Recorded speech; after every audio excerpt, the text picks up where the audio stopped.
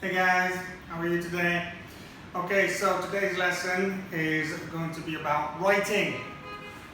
So please open your books to page 16 of the reading and writing part of the book, which is the second half of the book. Okay, page 16. Now, first thing we're going to talk about is how to develop a paragraph. Okay, now you all know what a paragraph is. When you write an essay, you need to have an introduction, 2, maybe 3 paragraphs, and a conclusion. Well, we're going to look at how you write a paragraph first. Now, here it says, page 16, a paragraph should discuss one main idea from beginning to end and develop the main idea with specific details. Okay. Now, first very important thing here, in one paragraph you must have only one main idea, okay? And you must stay focused on this idea. There are 3 different parts to a paragraph.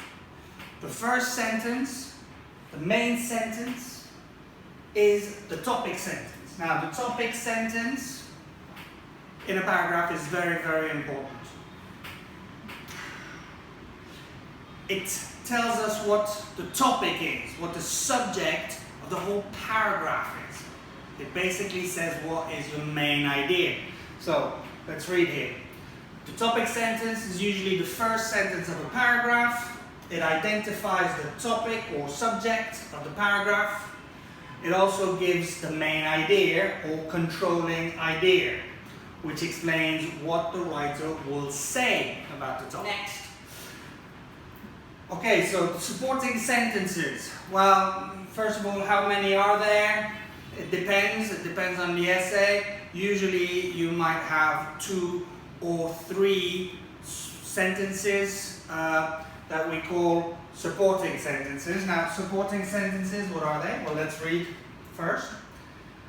Supporting sentences are the middle sentences of a paragraph. They support the topic sentence with 2 or 3 smaller ideas or subtopics.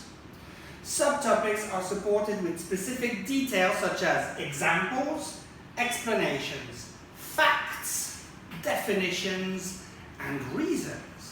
Okay, so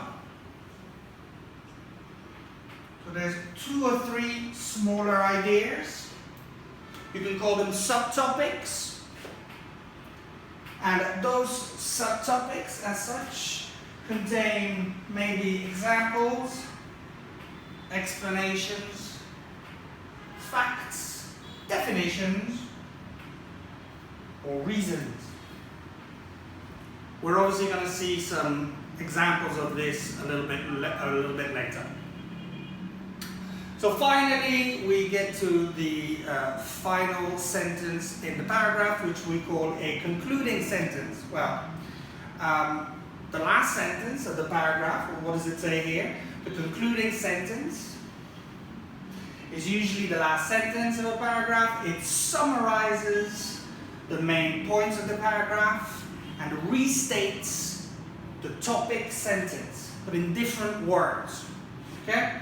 So it's a summary of what you have said, and it restates the topic. What does it mean, restate? It repeats the topic. Yeah? It repeats the topic, what you've said, the main idea, but it does so in slightly different words. Okay, so let's move on to an example.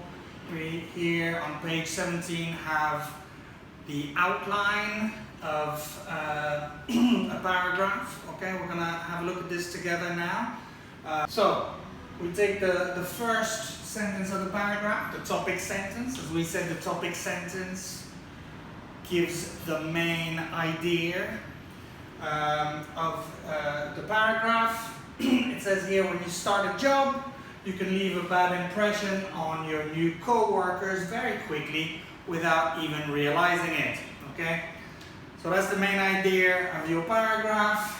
When you start a job, so in a new job, you can leave a bad impression very quickly if you're not careful. We now look at the next 3 subtopics, okay?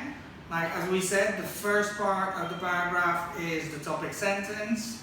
The second part is subtopics. You can have 2 or 3. Now, this person here has decided to select these 3 subtopics. The first one is talking loudly on your phone. Very annoying.